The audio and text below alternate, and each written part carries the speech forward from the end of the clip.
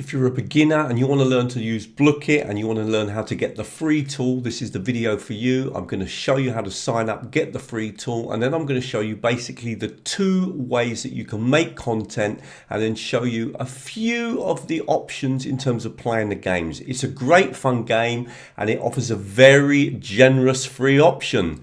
Let's get started. Blooket actually has a very generous free offer, much more generous than many of the other tools, and I'm going to click on the sign up because I want to literally go through the beginning of this process with you so that you can see exactly how it works. So I'm going to obviously sign in as a teacher, and I've got to quickly put in my date of birth. Once you've entered your date of birth, you've got various choices here to how you're going to sign in. I'm going to use my Google account to sign in. So I'm just going to link to one of my Google accounts by clicking here on my account. So I've put in a username and I'm going to click on the button now and submit that. And I'm ready to play. So we're into the free account. Now let's just have a quick look around the technology before I show you how to create a Blooket. Essentially, you've got 2 ways of setting up and playing a Blooket, and it's very easy to play, and that is you discover Blookets that have been made by other teachers and use those, and that's a great way of working. And the other way, of course, is to create your own set, and we're going to do both. And I'm going to start by having a quick look at how we would search for other Blookets and just quickly show you how you would play them. Now, a couple of things. You can just write in a search here at the top, which is what I often do. If you scroll down, you'll also get these kind of sections, so you can go straight into languages. That might help you. If you scroll down, you're also seeing the popular picks. And notice that it often says teacher verified, which means it's already been verified by a teacher. Therefore, you can probably be more confident that everything is correct. So let's do a quick search and see what happens. Let's do a search. I'm going to write in here animals in Spanish, okay? And hopefully what it's going to bring up is lots of different games that I could choose from. It gives me an indication of how popular those games are. I can see, for example, that game's been played 4.5 or 4.2 thousand times. I'm going to go for this one here. We got a picture as well, 14 questions. And notice straight away, actually, we could play this game. We could host the game, play it solo if we just wanted to practice on our own, or assign it as homework, okay? So one thing to keep in mind is, though, you can see here the question that the students are going to see, but we can't actually see what answers they can choose from. So if you click here, the answers will appear. So you can see basically that in this game, they're going to have the word abeja, and then they're going to basically have to choose from the picture and from that word what the translation into English is. So it's a pretty basic game in this particular case. You can in fact click on this button here and just quickly see all the answers. And this is really good because you can check and make sure that you're happy with an activity before you decide to play it. Very interesting, you can actually play these games on your own. So this could be really good for students if they want to play games. So if they create an account, which is free of course, they can then play them games themselves. Most of the time, you as a teacher are going to want to host a game or you're going to want to assign it. Now, I've already made a video where I showed teachers how to discover games and then to play them. And if you want to watch that video because you want to just look straight away at discover, watch the video that's on the screen now. Just click on that and watch that video. What I'm going to do in this video first is show you now how to create a game, and then afterwards I'm going to show you how to host a game or set it up for homework. So let's now jump over to creating a game because we've looked at how you can discover games. Okay, so let's now click on create then. Imagine we want to create our own game. So you need to put your title in here, put your description in here. You can add an image. This simply helps you to find the game. So let's just put that information in first. So I've written in the title, I've written a description. I'm going to quickly upload an image to go along with this. So I'm going to just kind of use an image that will portray the English language. And then I'm going to click on manual. We've got various ways that we can actually create quizzes and we can import files, etc. But I'm going to create it from here. So I'm going to click on manual. That's going to be my creation mode, and I'm going to now click on create, and I'm ready to start adding in my question. So let me show you how you add a question. So click on this button here to add a question. You're going to write in your question here, and then of course you're going to add your 4 options for your answer. Notice that when you write the question, you can also include an image. So let me just fill in the gaps a little bit, and then I'm going to show you what it looks like. So I've written in my question here, what is the past of E? I've written in my 4 answers. Notice that I can do things like add images. I can even add audio. Just to show you how that would work, if you clicked on an image, say, and you could image from the gallery, so we could click here or we can upload. So I'm going to look for a picture that would depict eating. So I'm just going to press enter, and then I'm going to click on this button here, and it will actually add that picture in. I'm going to click on save. Now, one very important thing before I do that is I need to say which is the right answer. So I'm going to click on that and say this is the correct answer. So the system knows what the correct answer is. Notice you do actually have a choice of other ways of actually answering question. You can have it typed, but I would particularly avoid that if you're going to get students to be using their smartphone. So I'm going to click on save. Now I need to add another question. We've only got one question, so again we're going to click on add question. It's going to be number 2, and we're going to repeat that process. Okay, so we've chosen now our second question, and I'm going to just say which is the correct answer. So the past of write is wrote, and again I'm going to save that. I added in a picture again, and I'm going to add one final question now before we play the game. Just a super quick break from the video just to say, if you do like the video, then please come over to teachertrainingvideos.com. There are loads more free videos on the site. I specialize in making videos that show language teachers how to use technology.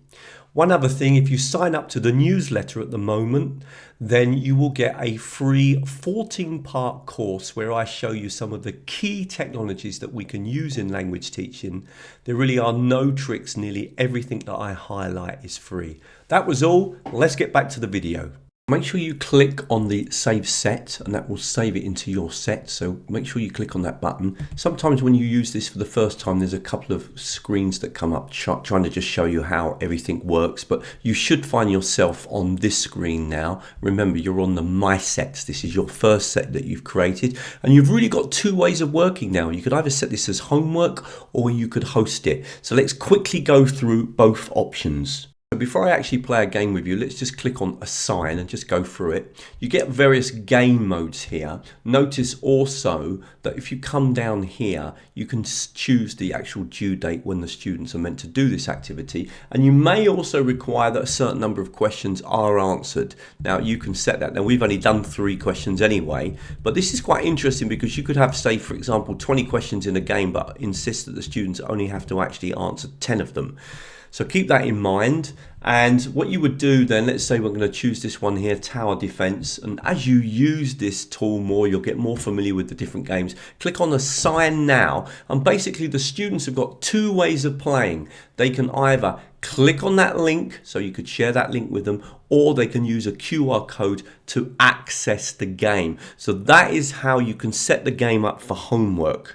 Let's actually play a game now. So we're going to click back on My Sets, and this time we're going to click on Host. Now, this is really important. Again, we've got a few simple settings that we need to understand before we start.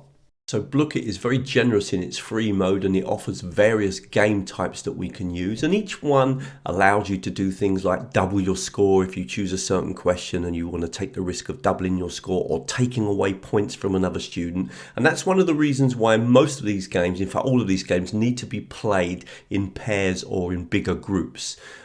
Because of the gaming element. Now I'm going to choose this game here, Gold Quest. So without doing anything else, just keeping it on the default one here, I'm going to click on Host, and we come onto this screen now where basically we're ready.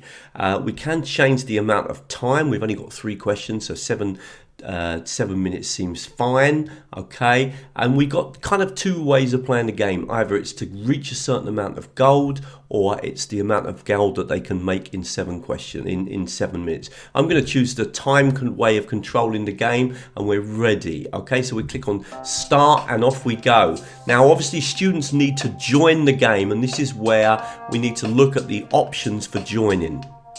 The most obvious way for students to play is for students to use the QR code. They just simply point their camera at the screen, and then once they picked up the QR code, it should come up on the screen. I'm doing it now. It says play Blooket, and it opens up the screen. I'm going to show you this in a minute so you'll see exactly what happens. And when I come onto the screen, it's going to ask me first of all for my name, so I do need to enter a name. I'm going to put Russell, and then once I've done that, all I need to do afterwards is and that will load in a few seconds. There it is. Russell's already logged in. It's that easy. Now what I'm going to do is I'm going to show you actually logging in from a computer so we can record it and you can see what it looks like. But it's very, very easy to do. So students can go onto the website play.blooket.com and just enter that number, or you can just copy this link and share it with the students. So let me just do that. So I'm going to log in now with that link. I can imagine that I'm a student. I've got that link. And there it comes onto the screen. Now, same thing again, I'll need to put in a nickname. So I'll put in the word Fred. Click here. It will take a few seconds to load. So you're seeing exactly what the students are seeing. Okay. Now let's go back and have a quick look and see what the teacher is now seeing. So this is what the teacher sees. The teacher can see now that there are 2 students logged in. So he would wait, or she would wait until all the students are logged in, and then click on the start button and the game will start. Now let's look at what the student is now going to see on their screen, because hopefully the first question is appeared on the screen now. This is what the student sees. And so the student then has to click on the correct answer. So we'll get it right. So we'll click on this one here. So I'm Fred here. Of course, Russell will be answering the questions on his mobile phone. It's exactly the same. Russell also got the question put in his answer. And then we just have to click anywhere to go to the next. So we can choose a chess. Now this is where the game element comes in. And in fact, we didn't get extra or double our gold. Unfortunately, we just lost all our gold. And now we need to click to move to the next question on the screen, and there it is. So notice that the teacher's not controlling the game now. The game just flows, and the students just continue by putting in their answers. Okay, so let's get this one right again. So we write the answer in, click anywhere to go to the next. So I'm going to click, we get another chance. I'm going to click on this one. Wow, I've got 100 extra gold. Okay, and the game will continue. Now, as the game is being played, you can see the score on the screen. Okay, so you can see that the students are answering the questions. And so as they're answering the questions, then their score will come up onto the screen. When the game ends, this is what will appear on the screen. Now, I'm a fan of Blooket. I think it works really well. I'm going to give you an alternative. If you're looking for more variety in games, you might want to look at something called wordwall.net. I'm going to put a link on the screen now that will take you to a great video that will show you how that technology works. But Blooket, certainly in terms of what you get for free, is incredibly generous and well worth looking at. Okay, really hope you liked the video, and if you do, please come over to teachertrainingvideos.com. There's hundreds more videos on the website. There's a really popular section on teaching and using AI. I specialize in making videos to help language teachers use technology. If you want to sign up to the newsletter, then that way you can keep up with all the latest videos, the free webinars that we run, the courses that we run, etc. And at the moment, if you sign up to the newsletter, there is a special 14-part free course that you'll be sent. You'll be sent a video about every 3 or 4 days that really just focuses on the most popular technologies on my YouTube channel that teachers have reacted to. And that really builds up into a really nice course and gives you a strong basis in using technology in language teaching. It's completely free, and literally everything that I show you is a free technology. If you'd like to have live training with me, then think about joining me on Patreon. On Patreon, for $6 a month, you get 3 free videos from me each month without any advertisements in them. But the important thing is those videos are connected to a monthly webinar that we have where we meet live. And we normally work with the technology that we focused on that month, or sometimes it's 2 technologies. And we do activities and really learn to use those technologies well, so that then you can try those out in class or online with your students. The other interesting thing about joining me on Patreon is that actually you get access to all of the backdated material. So there's over a year of videos and live training This training is very practical with lots and lots of ideas about things that you can do in the class or online with your students teaching languages. So it's much more practical than the YouTube videos, and you get that as part of the $6 a month. Okay, I'm going to leave some more videos on the screen that I think you might find useful.